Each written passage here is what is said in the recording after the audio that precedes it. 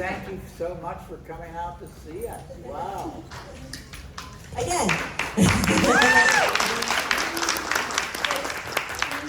realize, whoops, darling, You realize that without you, we wouldn't be here. Exactly. I would be doing 55 yard work. years later, we wouldn't be here.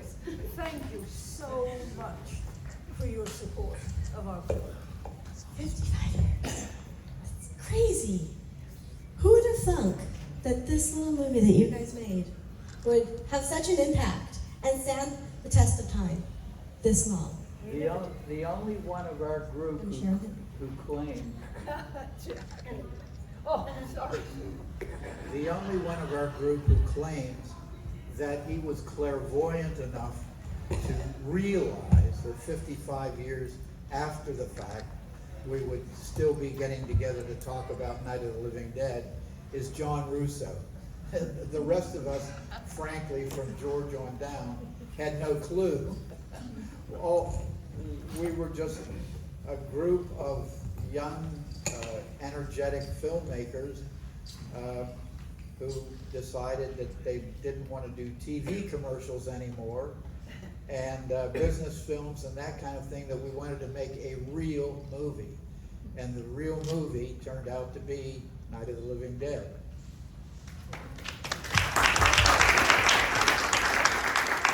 So this is such an iconic, legendary, revolutionary film. Let's go back to the beginning of you shooting it. If you remember, do you guys have any recollection of the first scene you got to shoot? We know exactly what it was.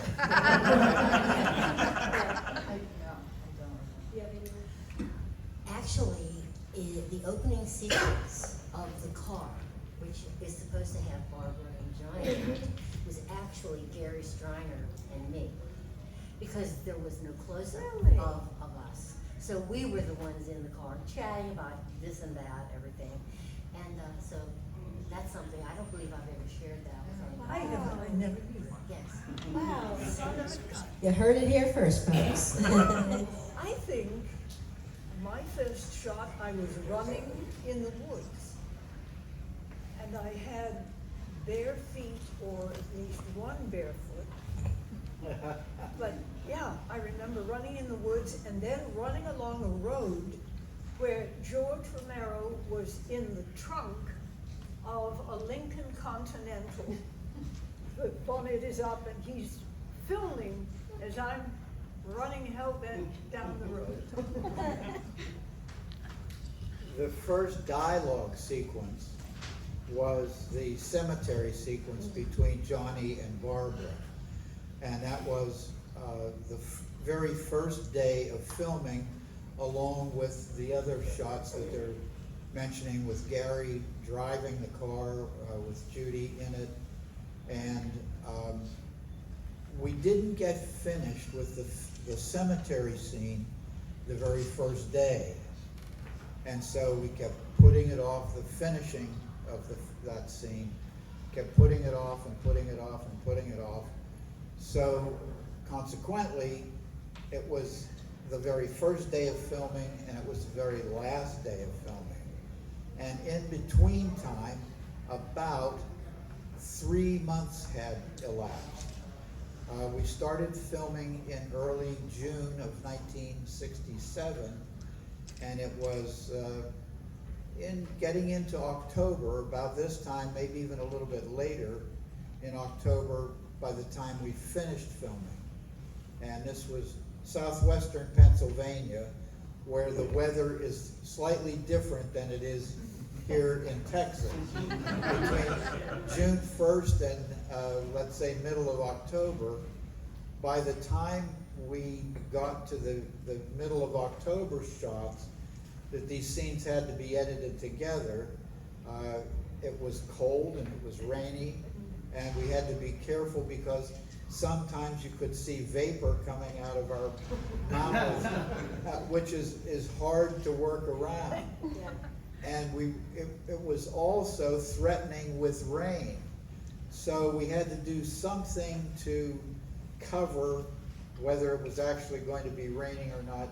But you don't need to know all of that minutia, but coincidentally, that cemetery scene embodies both the very first day of filming and the very last day of filming. And what does it feel like to be part of such a pivotal movie now that you saw what it grew into, and it means so much to so many people for the last 55 years? It feels kind of surreal. I was 9 years old. Can you hear me? I was 9 years old when we shot the film, and I, of course, as Russ said, never entered my mind that I would be sitting here 55 years later. You know, like, it just, this stuff didn't happen though either at that time, so none of us could have, except for Jack, could have, foreseen where we would be now. But I feel honestly like I'm one of the luckiest people on earth. I really do. I mean, I was a 9-year-old kid plucked out of like my life for, not for very long, for like a day or two here and there. And like out of all the billions of people on planet Earth, I'm here for this, and it's like, how did I get this lucky? It's amazing, because it really is like, the word blessing is so overused, but honestly, that's how I view this. It is a blessing, and I wouldn't be here meeting all of you really wonderful people, you guys, like, come on now. And it's amazing, it's fantastic, I'm lucky, and I'm so grateful. Explain the rigorous casting session that you had to go through. Oh, yes, I woke up one morning and my mother said, "You're gonna be in a movie." I said, "What?" Just get Dad's dressed, showing honey. a movie. So I'm like, okay, what am I gonna do? I'm not an actor. Not yet. So, I'm still not. So,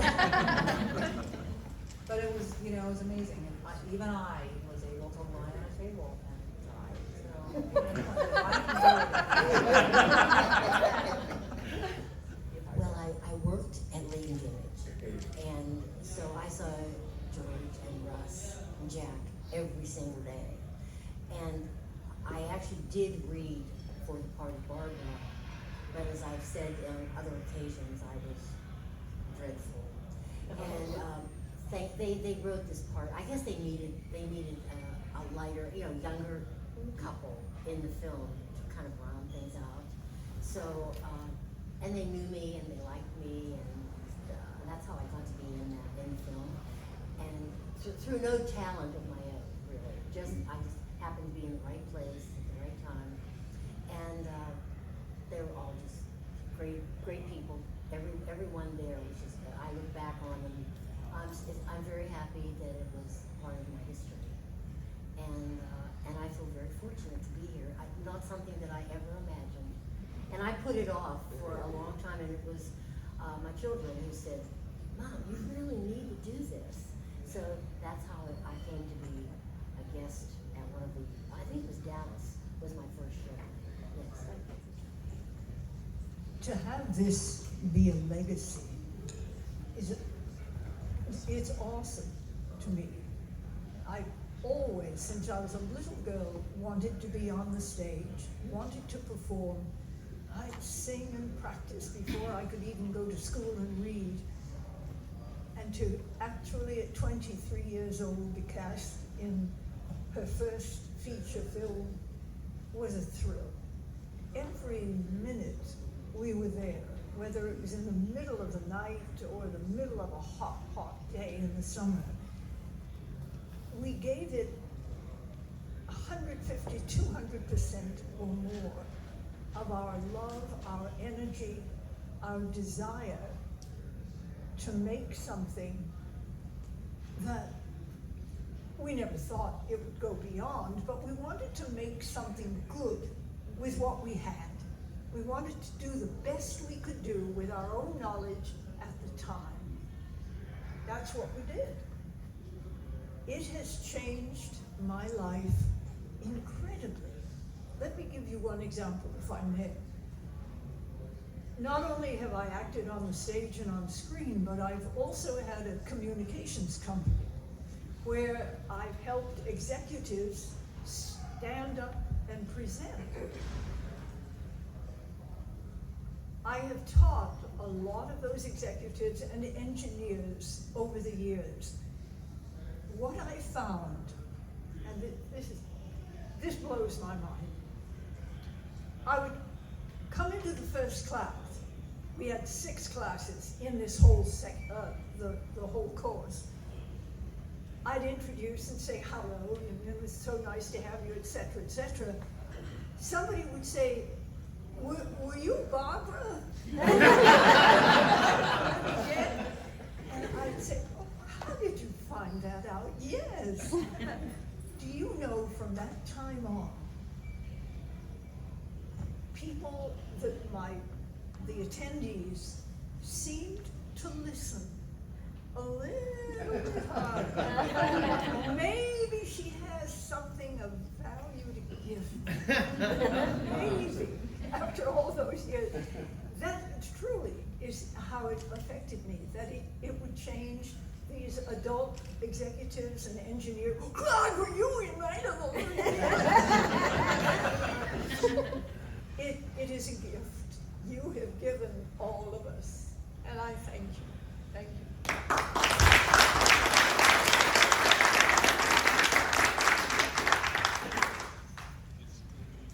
I first met George Romero roughly 10 years before we made Night of the Living Dead.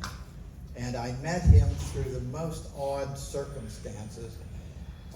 George grew up in the Bronx in New York, and he came to Pittsburgh to go to Carnegie Mellon University, then Carnegie Tech, as a painting and design major.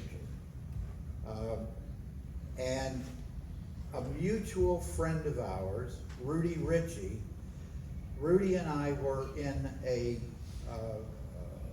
performance, live performance at the Pittsburgh Playhouse, which at the time was a very, very active community theater nationally. And we were in some silly farce comedy. And Rudy wanted to bring his friend, Rudy was also in the painting and design program, and he was doing acting in the evening. And he said, I'd like to bring a friend of mine over to meet you guys, George Romero. But he's a little bit strange, but he didn't explain exactly how strange George was. So, George had a knack for falling in love with movies and with movie characters. And at this point in time, he happened to have fallen in love with a movie called Cyrano de Bergerac, Jose Ferrer playing the lead character in Cyrano. After the show, into our dressing room, Rudy and I were sharing a dressing room with a few other people, comes George Romero dressed in a black satin cape with a red satin lining, spouting lines from Cyrano de Bergerac. Magnificent, my nose. And he had all the dialogue down. And he would work his way, not that particular night, but he worked his way through characters. He landed on Marlon Brando, and Brando was one of his favorites, everything from Viva Zapata. So depending on what movie was in George's favorable list at the time, you might find yourself talking to Marlon Brando or Cyrano de Bergerac or you name it. But that's how I first got to meet him. And a few months later, George contacted me and said, I'm making a movie, which was his first 16mm movie. I knew nothing about movies, and I mean literally nothing. I didn't know which end of the camera you were supposed to point. But he wanted me to be an actor in a movie called Expostulations, which I did And the very first day of shooting, I became enamored with the production process. And George and I started to hang out, and about 10 years later, we completed our first real movie, being Night of the Living Dead.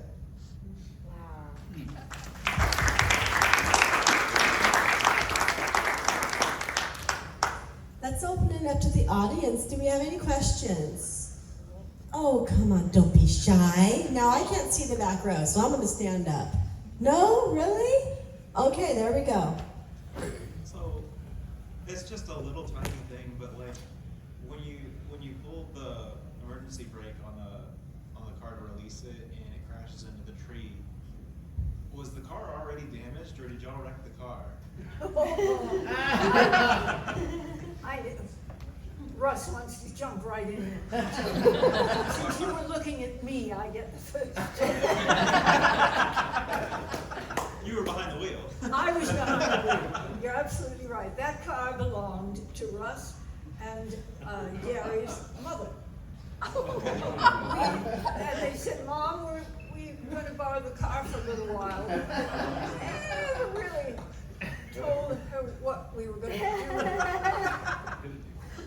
We did not, now you'll have to correct me here, we did not injure the car. The car was damaged, the Prior to, well, as I mentioned before, the cemetery scene was both the first and last day.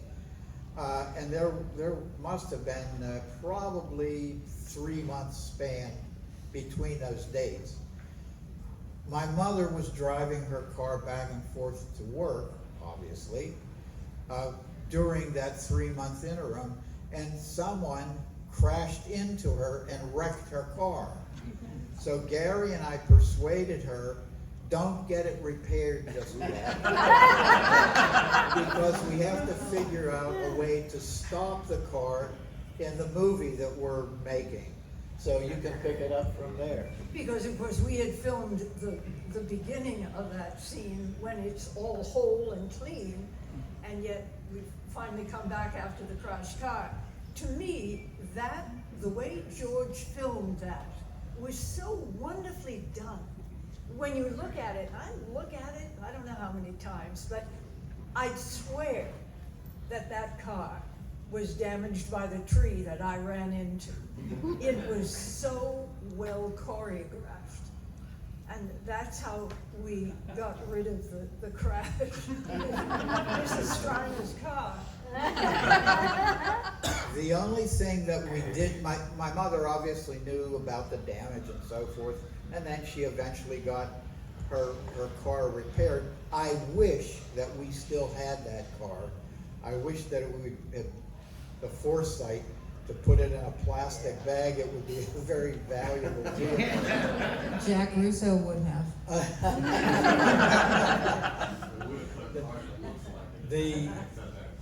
The thing that my mother didn't know is that she didn't know that when Bill Heinzman, the cemetery ghoul, was trying to get after Barbara, that the passenger side window was going to be broken by Bill Heinzman slamming a rock into it.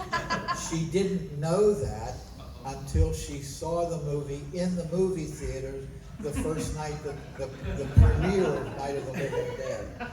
My brother Gary had the wits and foresight to, before the filming, he went to a scrapyard that was not too far from our house, and he bought a replacement window. So we were able to pull a fast one on my mother and replace the window before she knew anything happened to her. Oh, yes. And speaking of the premiere, do you guys have any memories from the premiere? Did you get to attend? Oh, golly, yeah. We had limo. Pick me up. It was so exciting. My hair at that time was as long as it was in the film, because of course all that time had passed. but we were allowed to invite just a few select friends. How exciting that was. I can remember that night holding that drink, talking to Dwayne, laughing. But It one was of the most 55 exciting. years ago tomorrow will be exact. Yeah, That's right. 55 years tomorrow night.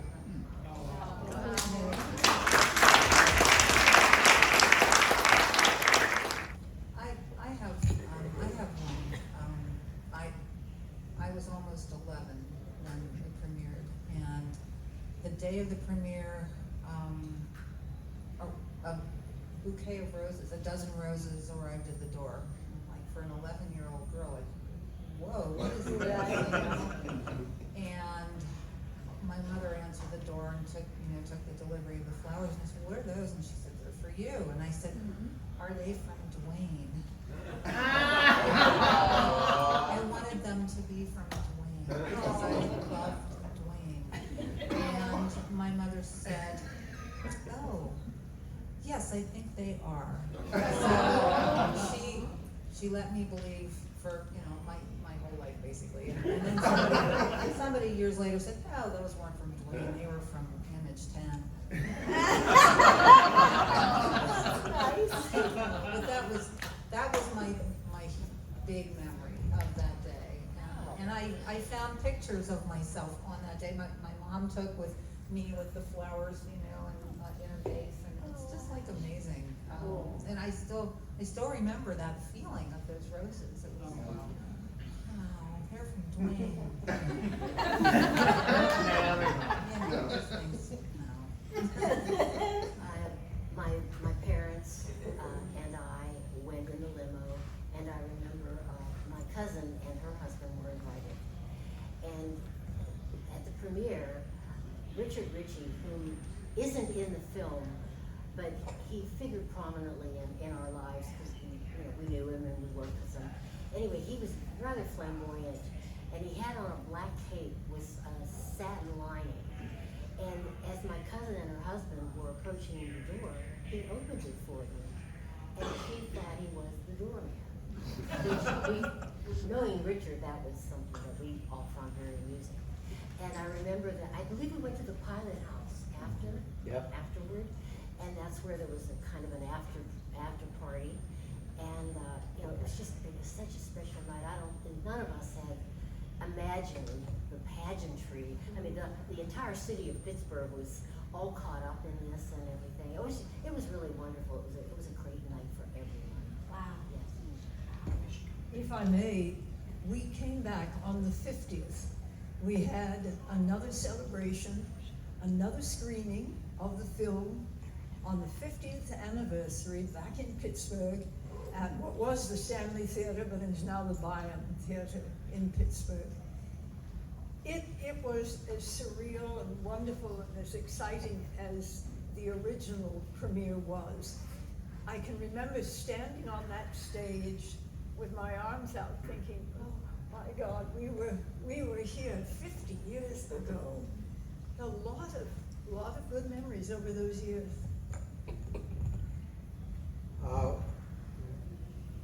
Again, you have to remember, I think it was Rudy Ritchie, a friend of ours who I mentioned that I was in the show with. Rudy was a very, very talented writer who unfortunately squandered most of his talent as a writer. He felt, although he was a close friend of ours, he felt that Night of the Living Dead was beneath our intellectual capabilities. He looked at it as a B movie, and he was a little more high-minded about what we should all be doing with our careers, completely overlooking the fact that this was our first time out of the gate. And if we didn't treat Night of the Living Dead seriously, probably no one else would. And that's why Carl Hardman, who was Kyra's real-life father, John Russo and I decided that we were going to, Carl and I co-produced it, and obviously Russo was the co-writer with George. If we didn't treat it seriously, probably nobody else would, including the media. And that is one of the reasons why we made such a big hoopla out of the opening. It was the first complete feature film that was filmed in Pittsburgh. And we were able to rouse up enough media interest in, of all things, a horror film. But that particular spectacular launch of Pittsburgh's first full-length feature film did indeed pay off. The one downside to the premiere was that my grandmother was in the audience. She knew that we were working on a film. She had no idea what the subject was. She just knew that we were making a movie.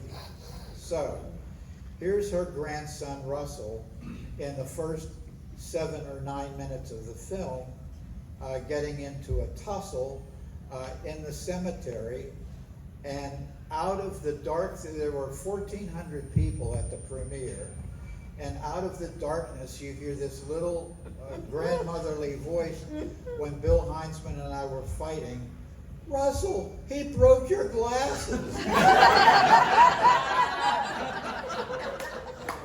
The reaction from the live audience was exactly the same reaction that you just provided. So, my grandmother did not, I don't believe she saw the rest of the film. That was her. Russell got his glasses broken, and then his head hit on a tombstone. Forget it. Grandma Streiner is out of here.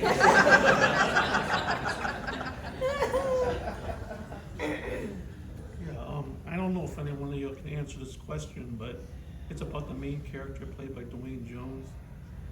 Up until then, we hadn't seen like a whole lot of strong African-American heroes portrayed on the screen. And so my question is, when Russo and Romero wrote the screenplay, did they intentionally write the main character as a black character? And if so, are they trying to make a statement about racism in the country at the time? No, not at all. And yes, I'll defer to Russ because he has far more detail. But that never came into play. In fact, it was just a generic writing of a truck driver, I believe, at that time, to play the role. How Dwayne got the role is, I don't know if you've heard that story before, but I'll turn it over to Russ. He knows the details. Dwayne, bottom line, had the best audition of all the people who auditioned for it. And there were good old white boys in there auditioning too. Dwayne was the best, and we wanted the best. That's awesome.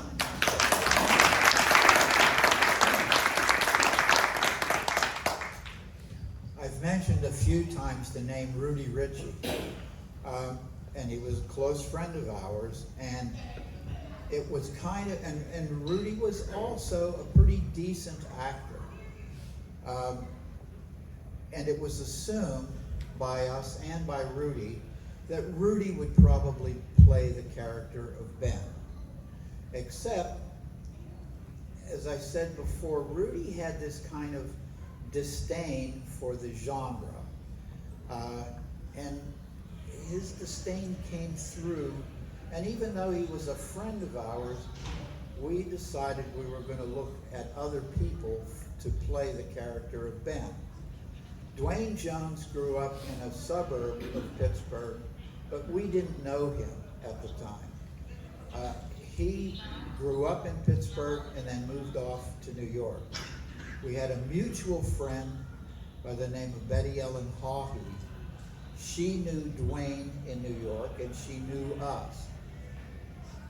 Easter Sunday, Easter weekend of 1967, Dwayne was coming back to Pittsburgh to visit his family for Easter.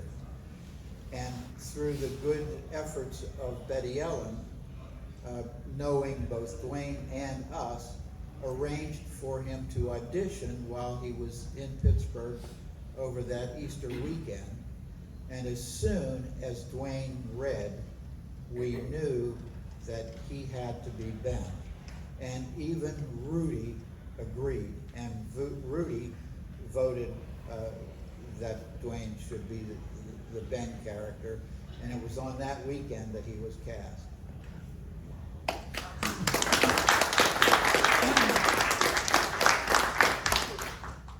Did you ever see the version that came out after you were colorized? It was brought out in color, and did you see that, and what did you think of it? I did see it, and a very long, painful, convoluted story about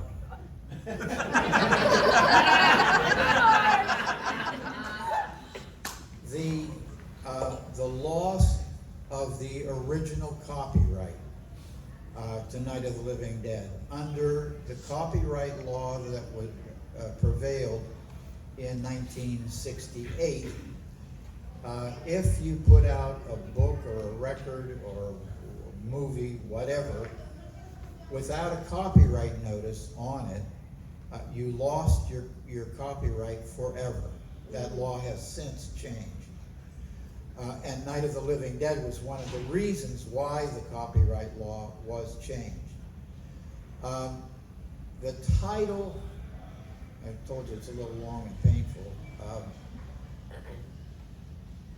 When Night of the Living, or when Latent Image first decided that we were going to do a horror film, a scary movie, nobody knew exactly what it was going to be. So our business manager, a guy who really kept us together, a fellow by the name of Vince Cervinsky, he opened a job jacket at Latent Image called Monster Flick. So that was technically the first name for Night of the Living Dead, but obviously Monster Flick, not very commercial. So we attached a working title to it called Night of the Flesh Eaters.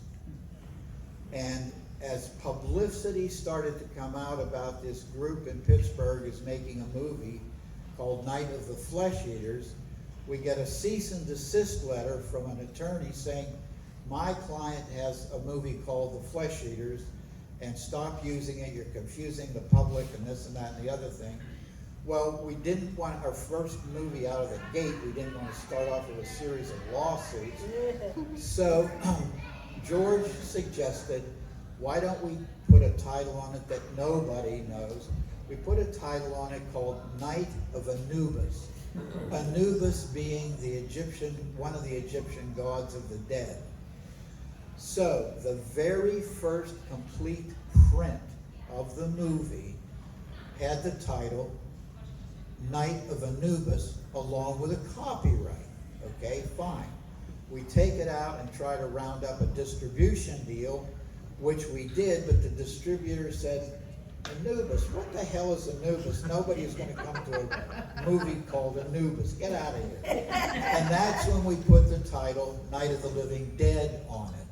And it was their responsibility, the distributor's responsibility, to put the copyright that was on Anubis, put it on Night of the Living Dead, and they failed to do that.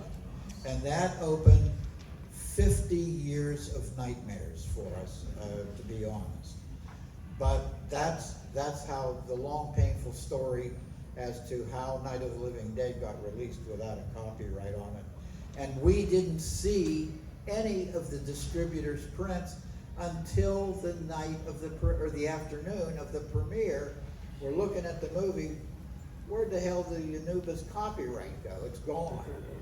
And it was absolutely too late to do anything about it. So here we are. We made these big plans for an opening premiere, and the distributor's first prints come in without a copyright on it. So that, again, long, painful story.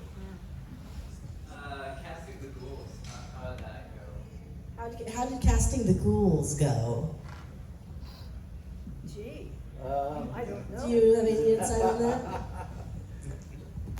By the time, as I said, George and I, through the Latent Image and through Hardman Associates, we had pretty good reputations in Pittsburgh for doing productions. We recruited a lot of our advertising clients to be ghouls. And it became kind of a social statement. Have you been invited to be a ghoul yet? What's wrong with you? I'm going to be a ghoul. I'm going to be a ghoul.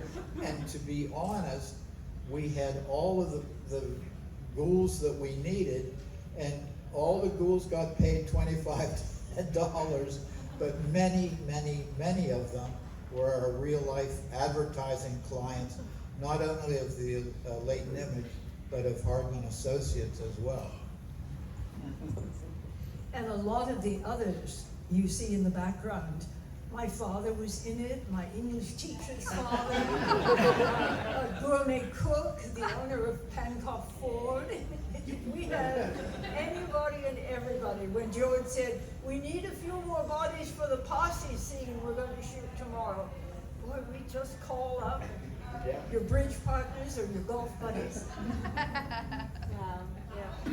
What favorite memory on the movie with George? Favorite memory of working with George or Dwayne? Or both? Go. Why are you looking at me? Stop looking at me. Yeah. I remember the night that my dad got shot. That was fun. Because he didn't really die. So, but I was out there the night that they did the scene between Dwayne and my dad. And my dad, you know, like a shot would go off, and my dad would try to stumble down the stairs, but he kept getting caught in that coat tree. And it kept following him, you know, around the corner. And how many times did they redo that scene? And everyone was laughing like hysterically. I don't know how anyone kept a straight face during the final scene that they did, but it was very, very funny. So when I see the scene, when I was younger, it used to bother me seeing him shot, but now I harken back to that ridiculous coat tree incident and like repetitive coat tree incident. And it just makes me laugh now. So people think I'm nuts when I laugh when I see my That was one of the longest dying sequences filmed. Just going down the stairs. I don't remember a lot of amenities at the farmhouse. And it was bare bones. And I remember that if you needed to use the bathroom upstairs, you had to go down to the creek and fill a bucket with water and then bring it up so that the next person would have, you know, a flushable toilet. And I also remember that the crew, George, and I think George included, I don't really know this for certain, they would spend the night in the farmhouse, and when there was going to be several days of shooting, and they would sleep in sleeping bags, because getting a hotel or a motel room was a cost that nobody wanted to incur. So if you could possibly get yourself home, I remember driving home, and I think my parents found me the next morning asleep on the glider. That's as far as I got. I was so tired, and I managed to get to bed. But we did everything we could to keep costs down, and that included everyone just living this film, just devoted to it through whatever means were necessary. So that's my report. For me, George's creativity, the older I get, the more often I see the film, I see what he brought to it that helped make it the unique film that it is. Funny man, easy to work with, at least I found so.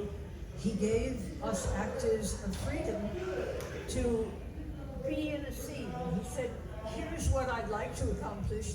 We don't have much dialogue, but if you want to improvise, you can. So we did improvise some of the dialogue. There was a great deal of freedom, which you didn't often have, especially in a stage show, something like that. But he also taught me how to load film cartridges in a black bag. And when you're away from the studio and you have to have that film stock ready to go. He taught me how to do that. I was scared to death that I would make a mistake and we'd ruin some of the film. Didn't have film to ruin. But what a memory that was of his showing me how to work in that bag, getting that thing all wrapped up. Fortunately, we didn't lose any stock. To follow up on, some of us spent nights, I didn't spend too many, but George and John Russo and a few others did spend nights in the house. First of all, we didn't have security, so somebody had to keep an eye on all the equipment and so forth.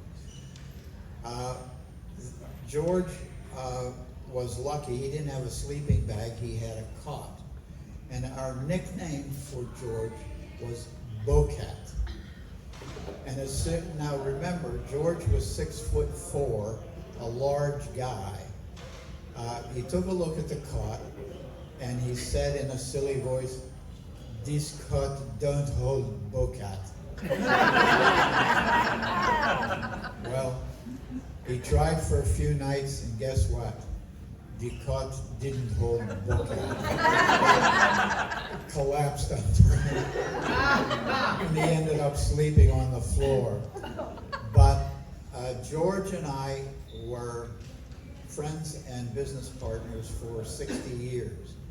And if you want to come by our table and see some of the memorabilia from the film, photographs mostly, I will show you George's actual sunglasses.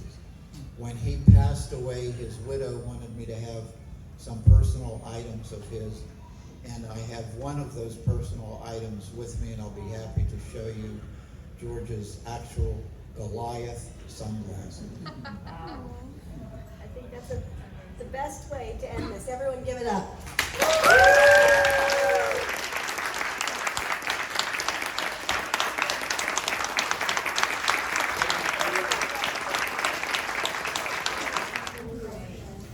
Thank you. Thank you.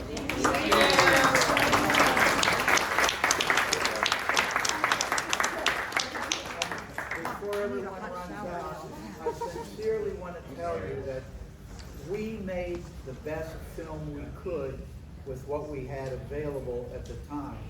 But it's you all who have made it a classic. So we genuinely thank you.